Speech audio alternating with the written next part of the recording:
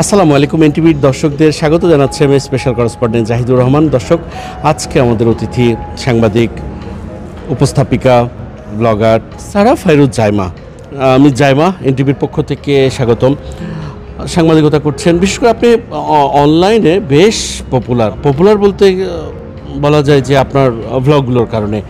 এই সাংবাদিকতা উপস্থাপনার বাইরে এই চিন্তাটা এলো কোত্থেকে? এই ঈদে দেশ জুড়ে কেনাকাটার ফুর্তি হবে শুধু বিকাশে, সাথে ডিসকাউন্ট কুপন, ইনস্ট্যান্ট ক্যাশব্যাক।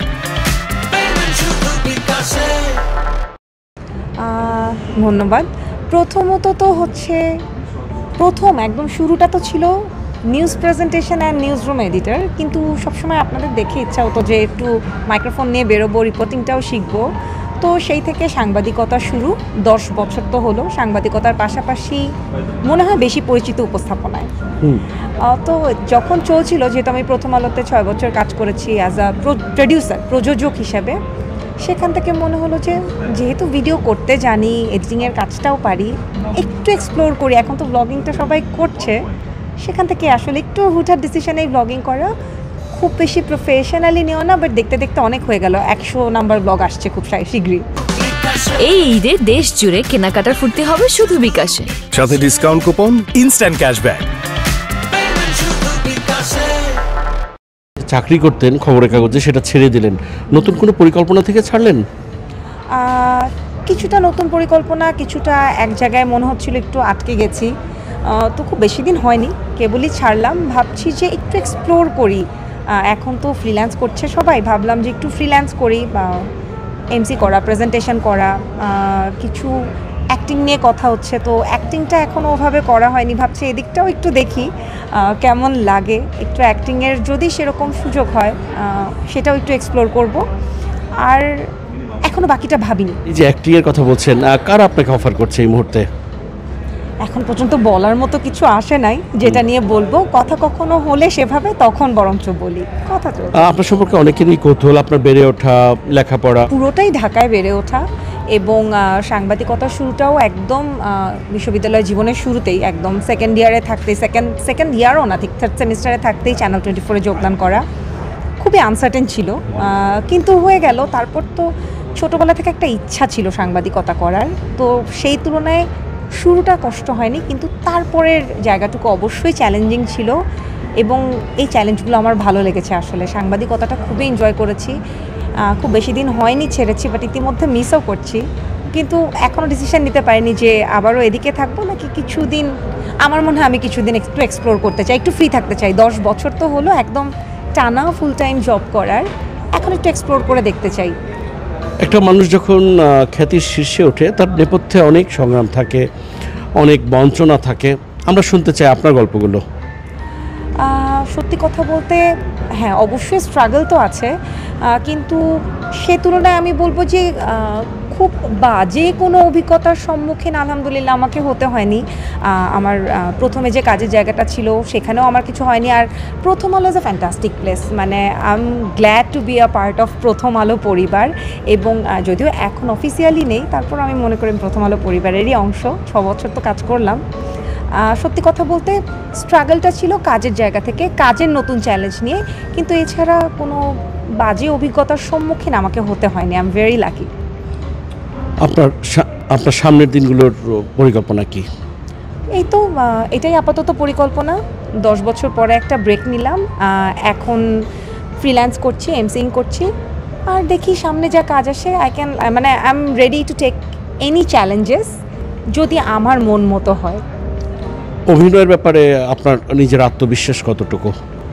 একদম নেই। অভিনয়ের ব্যাপারে কোনো আত্মবিশ্বাস নেই, কিন্তু আমার যেহেতু সবসময় অভিনয় শিল্পীদের সাথেই কাজটা করে আসছি, কাছে থেকে দেখেছি, খুব টুকটাক ক্যামেরার সামনে অভিনয় করা হয়েছে, খুবই টুকটাক, কিন্তু এক্সপ্লোর করার যেহেতু ইচ্ছা, এখন মনে হচ্ছে যে যদি ভালো কোনো অফার থাকে, কেন না।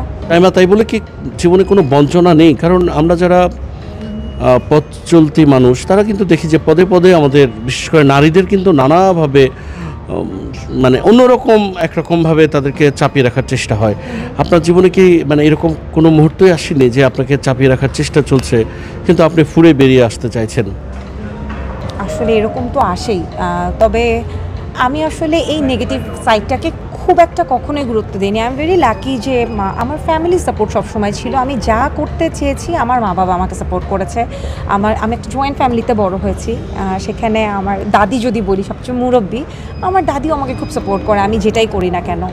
আর হ্যাঁ, মেয়েদেরকে দমিয়ে রাখার একটা ব্যাপার তো থাকেই, যেটা চোখের সামনে দেখছি। কিছু কিছু সময় নিজেও যে ফিল করিনি তা না, কিন্তু যেখানে কাজটাই এমন চ্যালেঞ্জিং সেখানে যদি কেউ দমাতে চাইলেই দমে যায় তাহলে তো হবে না। ডিপেন্ড করে নিজের উপর আমি কি চাচ্ছি। সবসময় চোখটা উপরের দিকে রাখতে হয় যে কেউ যদি দমাতে চায়ও আমি দমে যাব না। সাংবাদিকতা, উপস্থাপনার সুবাদে হরেক পেশার মানুষ আপনার ক্লোজারে, বিশেষ করে পিয়া জান্নাতুল, তাকেও নিয়েও আপনার ভ্লগগুলোতে দেখা যায় নানা রকম মুহূর্ত। তার সাথে আপনার এই মিক্সিংটা কি করে হলো? পিয়ার সাথে ফ্রেন্ডশিপের শুরুটা একদমই প্রফেশনাল জায়গা থেকে। আমি প্রথম আলোতে যে অনুষ্ঠানটা করে এসেছি 6 বছর ধরে, ক্যাফে লাইভে অতিথি হয়ে এসেছিল 5 বছর আগে।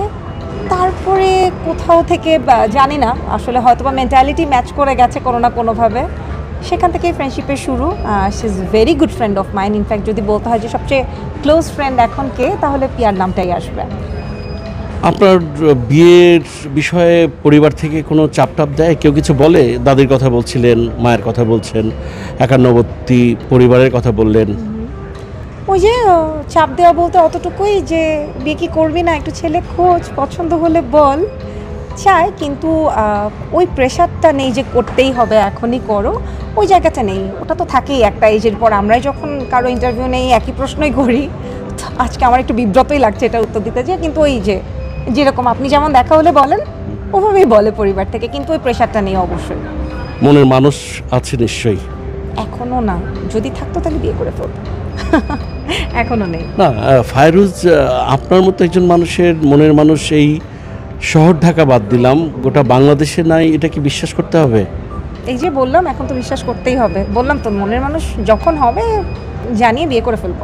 আচ্ছা, আমরা যদি একটু মানুষকে একটু ইন্সপায়ার করি যে কী ধরনের মনের মানুষ আপনি খুঁজছেন কিংবা চাইছেন? আসলে এভাবে করে তো ঠিক করে কখনো বলা যায় না। যাকে দেখে মনে হবে, যার সাথে কথা বলে, যার সাথে মিশে মনে হবে যে আমি আমার জীবনের বাকি সময়টুকু তার সাথে আমি পার করতে পারবো, বাস অনেস্ট হতে হবে সবচেয়ে বড় কথা। I want a very honest person, যাকে দেখে আমার মনে হবে যে জীবনের বাকি সময়টুকু আমার তার সাথে পার করে দেওয়া সম্ভব। তাই বলে কি এই জীবন অবধি একটা কেউ ফুল নিয়েও আসেনি? একটা না, অনেক এসছে, কিন্তু বিয়ে করার মতো ছিল না, যে কারণে প্রেম করার মতো।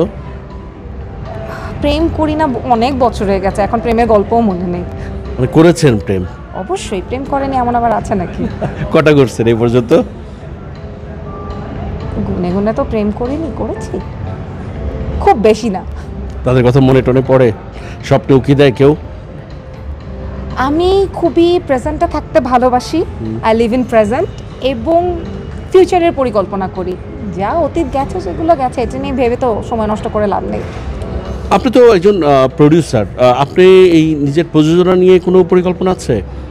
হ্যাঁ, আসলে ভাবছি, কিন্তু প্রযোজনার পরিকল্পনাটা আসলে যখন প্রতিষ্ঠান থেকে বেরিয়ে একা হয়ে যাই তখন অনেক বড় পরিসরে ভাবতে হয়। তো কেবল তো শুরু করলাম, পরিকল্পনা তো মাথায় কিছু আছে, বেশ কিছু চিন্তাও আছে, প্রজেক্টও মাথায় আছে, কিন্তু একটু সময় নিব শুরু করতে হলেও। এনটিভির দর্শকদের জন্য কি বলবেন?